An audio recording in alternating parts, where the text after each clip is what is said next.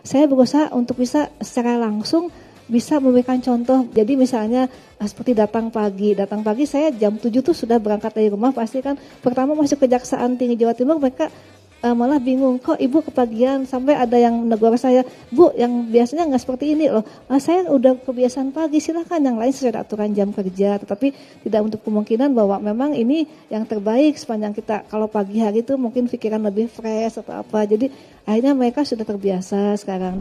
Punya 38 kejaksaan negeri di ya, kota dan kabupaten tersebar di seluruh wilayah Jawa Timur. Selalu kami sampaikan pada mereka bahwa kita harus punya niat dan langkah yang sama. Tentunya saya tidak akan bisa bekerja apapun, tidak akan berhasil tanpa dukungan mereka. Alhamdulillah dengan kedekatan, dengan secara persuasif mereka merasa memiliki saya sebagai ibunya. Kemudian anak-anak kami itu luar biasa, bisa kami selalu ingatkan, jadi jangan sampai jadi ada masalah. Sampai hari ini sudah dibangun 520 rumah RJ.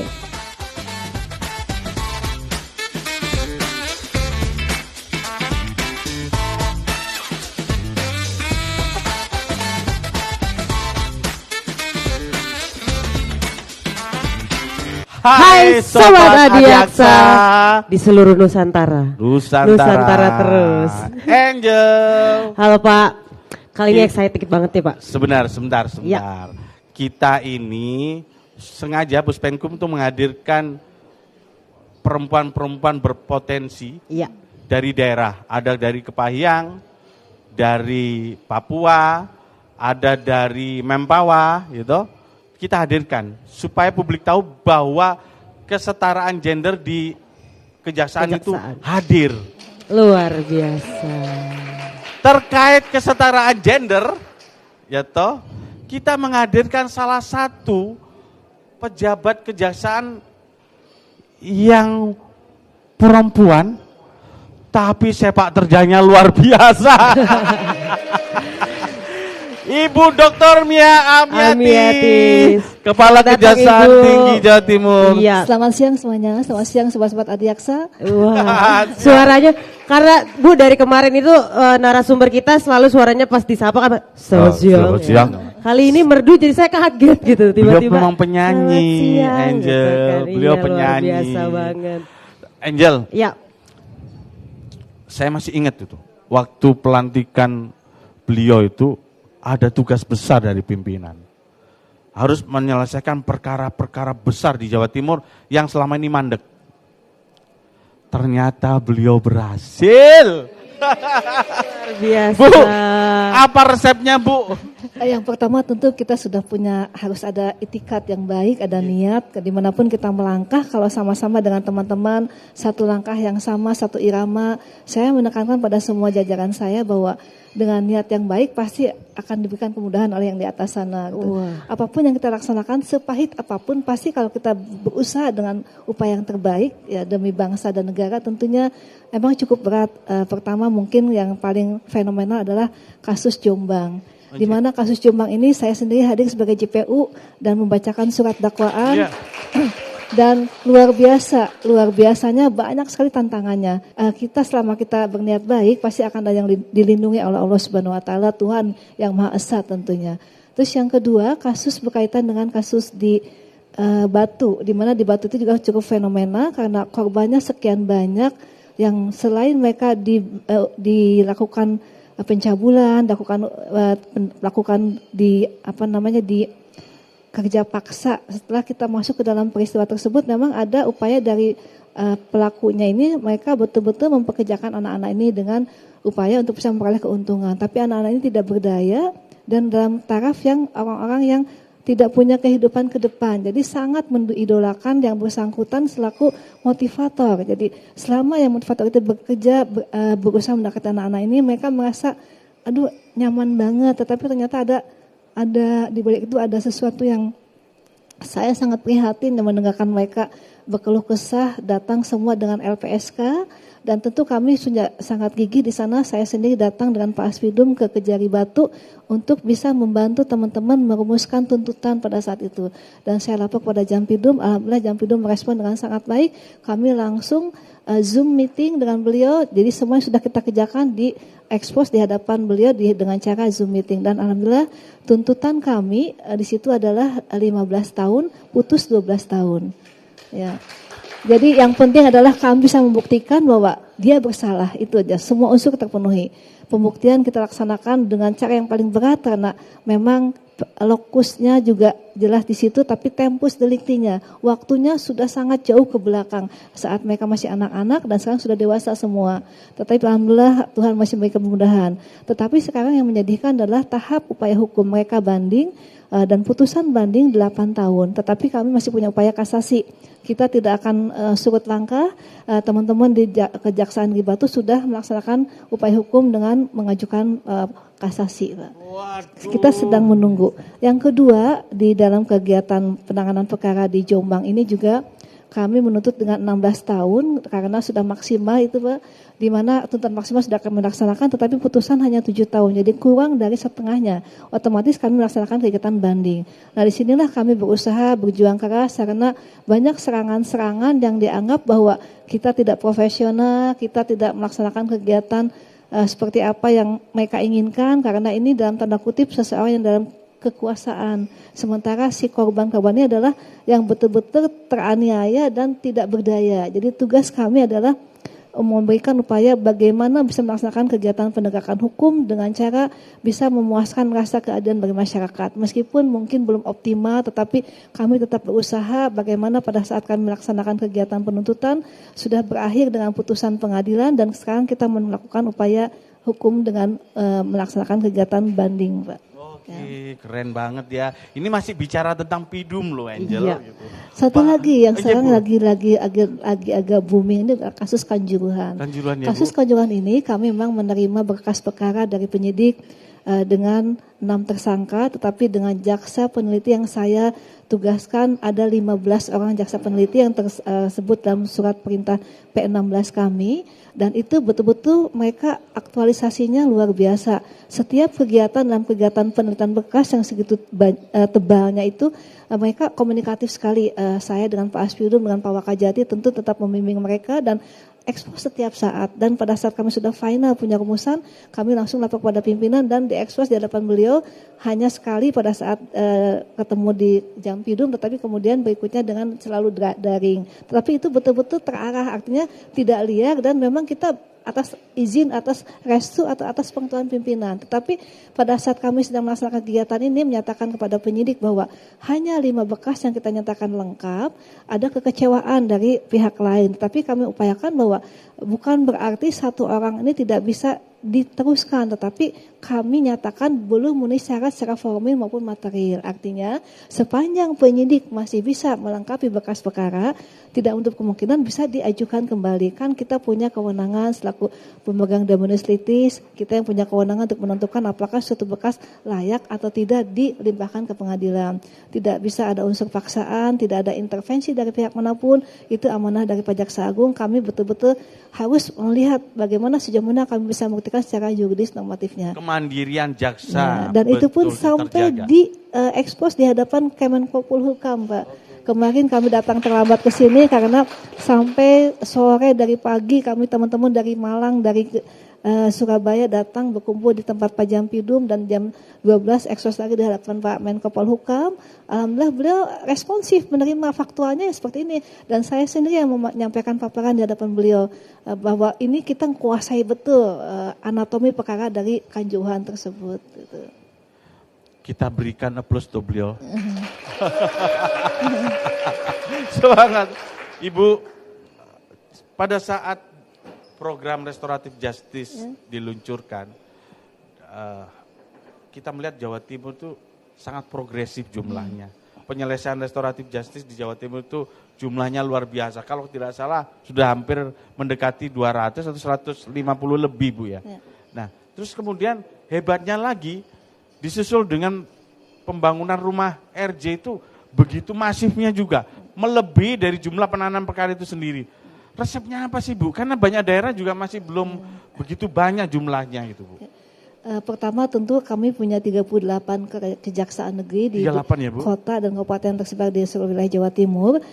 Selalu kami sampaikan pada mereka bahwa kita harus punya niat dan langkah yang sama. Tentunya saya tidak akan bisa bekerja apapun, tidak akan berhasil tanpa dukungan mereka. Alhamdulillah dengan kedekatan, dengan secara persuasif mereka merasa memiliki saya sebagai ibunya. Kemudian anak-anak kami itu luar biasa, bisa kami selalu ingatkan, jadi jangan sampai jadi ada masalah. Sampai hari ini sudah dibangun 520 rumah RJ. 500 Bu, wah salah data saya berarti. 500. Dan untuk balai rehab di Indonesia baru 30 dan 21-nya ada di Jawa Timur. Jawa Timur. Ya. Jadi balai rehab juga luar biasa, teman-teman berjuang. Termasuk kami di Kejaksaan Tinggi, Pak Aspidum dengan jajarannya, kita bekerja sama dengan Rumah Sakit Jiwa Menur.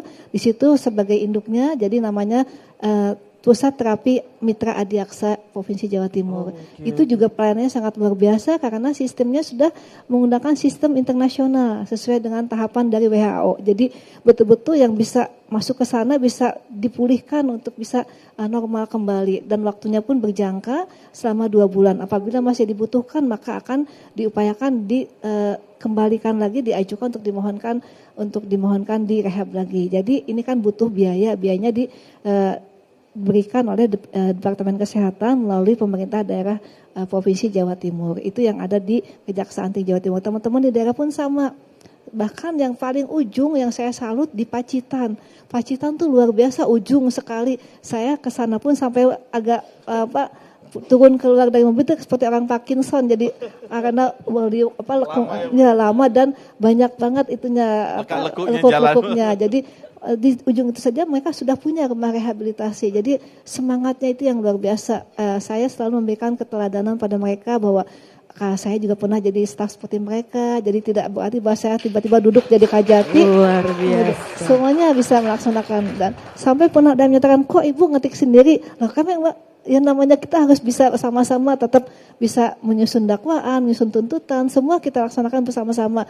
Tidak berarti bahwa hanya duduk-duduk manis saja sebagai kajati, tapi ya betul-betul kita bisa merasakannya. Dan alhamdulillah yang paling sekarang yang paling fenomenal di Kejaksaan Tinggi Jawa Timur adalah penerbitan LO. Penerbitan LO itu selalu dipaparkan di hadapan kami, Pak Asdatun, saya dan teman-teman JPN di Kejati Jawa Timur, dan saya selalu memberikan misalnya seperti kemarin sekali akan diproses dalam paparan itu 10 kejari yang meminta. Jadi saya pulang ke rumah itu dikasih PR Pak Asdatun 10 LO yang saya baca.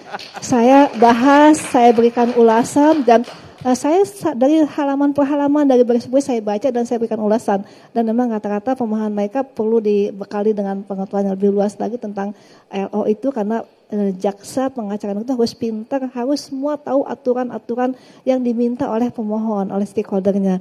Macam-macam masalahnya, bukan hanya masalah hukum, kadang-kadang berkaitan dengan masalah anggaran ataupun dengan kebijakan-kebijakan yang mereka punya. Jadi itulah perlunya kami bertukar pikiran dan meskipun demikian saya selalu menyampaikan pada mereka setelah selesai semua yang saya berikan analisa dari LO tersebut saya share kepada mereka. Jadi mereka tinggal bandingkan mana yang akan bisa diadopsi oleh mereka. Jadi merasakan ada ibunya yang memberikan bimbingan, ibunya yang memberikan coba untuk memberikan apa yang terbaik atau yang benar nanti betulkan lagi dengan teman-teman yang lain. Jadi pengendalian semua perkara rupanya Kajati langsung turun loh. Bukan pengendali tapi kami coba untuk bisa share, untuk bisa menengahi ataupun memberikan masukan. Kalau pengendali kan masing-masing asistennya sudah punya kewenangan. Pak Asfidum punya kewenangan di bidang Pidum, Asdatun juga sama, Aspidum sama.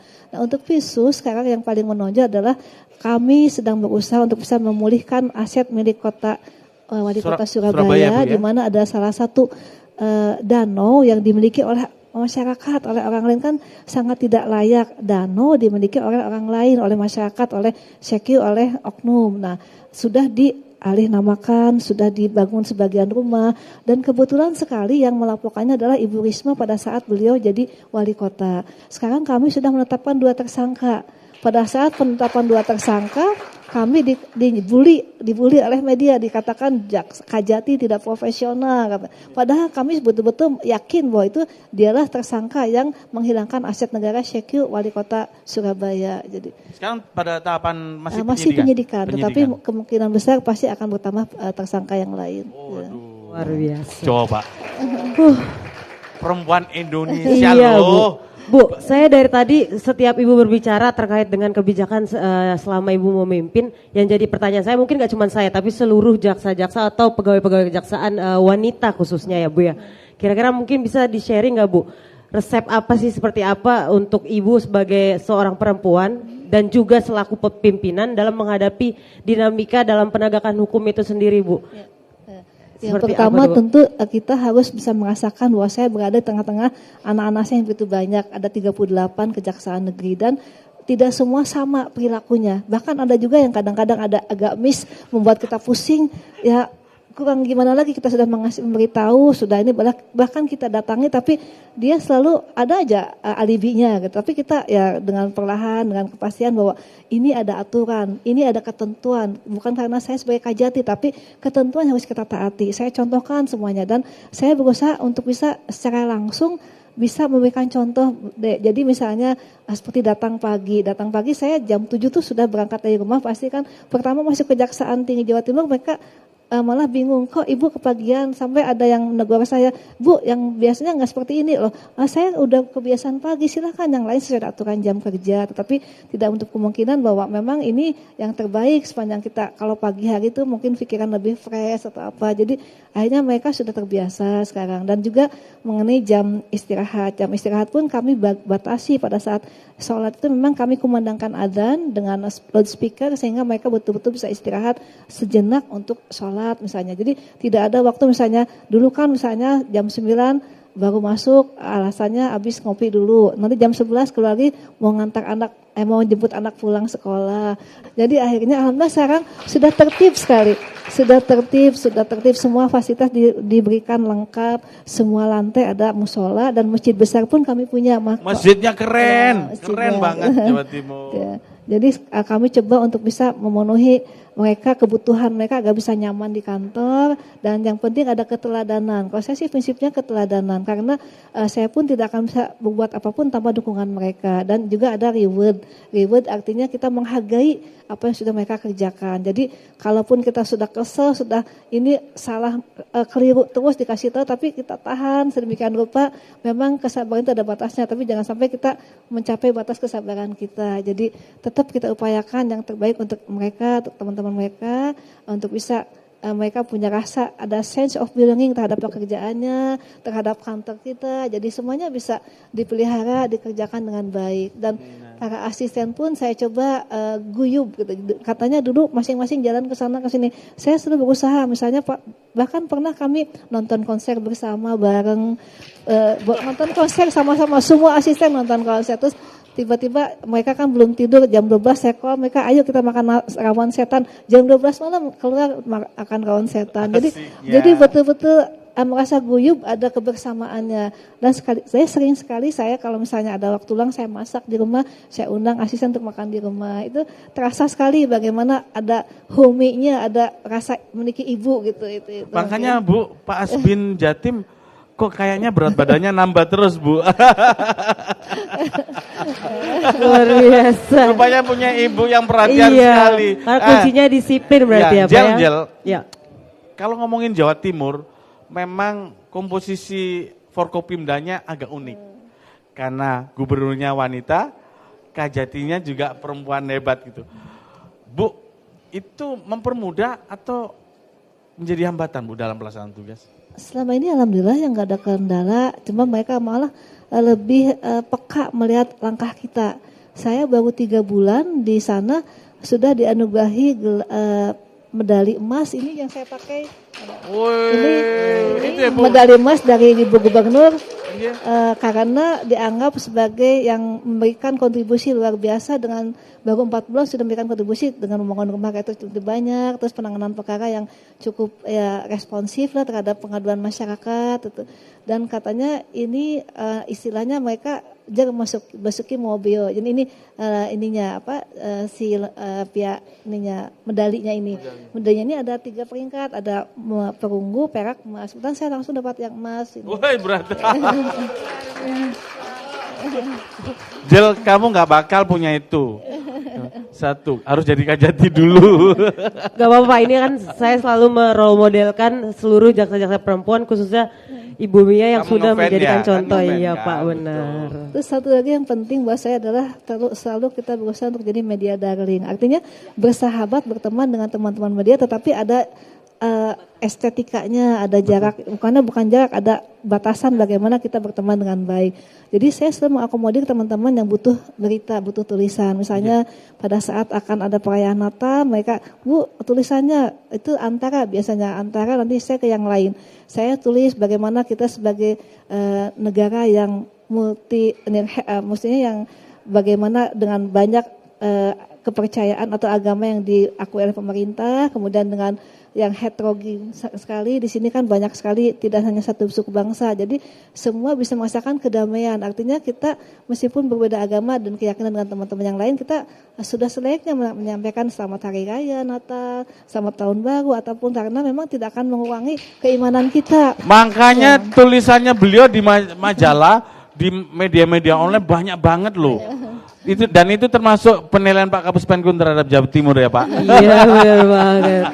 Nah Pak, berbicara terkait dengan penghargaan, selain dari yang tadi Ibu bilang media sosial, darling dan segala macam, Ibu juga punya satu album lagu loh Pak. Bukan satu album. Satu album isinya banyak lagu. Iya betul. Satu album. Jadi penasaran kan Jadi gitu penasaran. kan. Kayaknya kalau aku lihat di Indonesia baru beliau yang Baru punya. beliau, iya benar. Baru beliau. Bu, susah nggak sih Bu mengekspresikan diri di bidang seni selain tugas-tugas Ibu di penegakan hukum yang harus butuh sosok Kajati yang tegas punya, gitu tegas ya. gitu kan. Apa emang hobi Bu atau Seperti Kebetulan apa, saya Bu? suka menulis ya. Jadi dan kalau dalam menuangkan tulisan itu kan memang lebih tertuang bagaimana kita lebih lega. Jadi setiap ada event yang memang saya merasakan saya lagi sedih atau saya lagi senang atau lagi saya butuh sesuatu, pasti saya akan menuliskan. Jadi kalau di ini pasti tulisan-tulisan saya nanti kalau dikumpulkan nanti jadi lagu, jadi apa, dan ada manajernya loh. Silakan menghubungi manajernya ya. Di bawah sini ya, nomornya di bawah sini. Jadi selalu gitu. Jadi apa misalnya hujan terus nggak bisa pulang ke Jakarta dari zaman misalnya waktu saya di Riau susah kan, dulu ada pembatasan kita nggak boleh pulang. Terus jadi akhirnya merasa sendiri, akhirnya tertuang dalam lagu bagaimana kerinduan kita pada orang rumah, pada keluarga, semua. Jadi akhirnya secara positif, bahkan waktu di Riau kita sedikit ada upaya untuk konser, mini konser. Jadi semua lagu saya kita tuangkan dan teman-teman stakeholder yang mendengarkan itu. Dan kemarin alhamdulillah ini bantuan Pak Dedi juga, beliau jadi hostnya. Saya melaksanakan kegiatan charity di mana Kejaksaan Tinggi Jawa Timur, Golf Adiaksa Cabang Jawa Timur ini melaksanakan kegiatan turnamen dan mengumpulkan dana charity ini dengan cara melelang lagu-lagu saya. Alhamdulillah terkumpul 425 juta rupiah. Ini bekat hostnya mungkin Iya. dan akan Ini definisi the real artis sudah. Artis bener, artis bener Pak. Lengkap banget. Jel pengen nggak pindah Jawa Timur? Saya siap terus Pak, pokoknya kalau sama Bumia saya siap terus. Luar Ibu, biasa. Di samping tadi kita bicara tentang capaian kinerja Dato, terus kemudian di bidang Pitsus. Kita melihat juga ada unggulan di pembinaan ya Bu.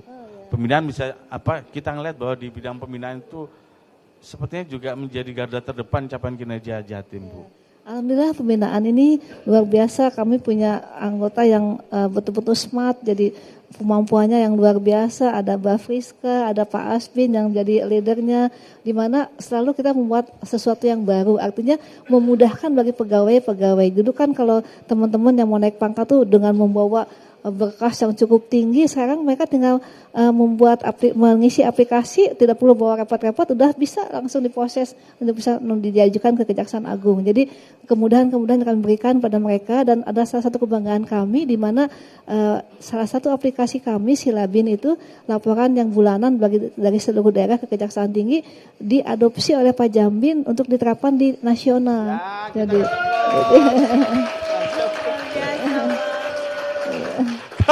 ini tepuk tangannya ini kayaknya punya maksud, nggak ada honor loh ya, nggak ada honor. Kayaknya Bapak menepuk tangani diri sendiri ya kan? Makanya kenceng banget. Jawa Timur itu 38 kejaksaan negeri dan di sana banyak suku. Tuh. Itu menjadi dinamis ya Bu ya Jawa Timur. Betul, kebetulan kan Ibu Hovifah itu gubernur orangnya yang beliau yang selalu terjun langsung ke lapangan, dan kalau saya lihat perhatikan dari IG-nya tuh sepertinya jam kerjanya sama dengan kami, 24 jam tuh kurang gitu. Selalu ada aktivitas, kan saya juga teman-teman asli itu nggak pernah heran kalau tiba-tiba jam 2 saya WA mereka ada sesuatu yang dibutuhkan atau ada informasi dari Pak Jaksa Agung ataupun para jam yang lain yang harus segera kita tindak lanjuti, dan mereka sudah terbiasa dengan itu. Sama seperti itu. Jadi kita berusaha sebagai seorang perempuan, seorang ibu, tetapi dengan feminismenya, tetapi tetap kita dalam suatu saat bisa melangkah 1000 kali lebih cepat dari langkah laki-laki. Gitu. Kalimat terakhirnya pengunci banget ya Pak. 1000 langkah lebih cepat dari laki-laki. Dan itu sudah dibuktikan oleh beliau. Iya benar banget. Sobat Adiaksa, luar biasa banget. Kita yang mau minta pendapatnya kepada beliau. Satu kata untuk Puspenkum Ibu. Luar biasa. Keren banget.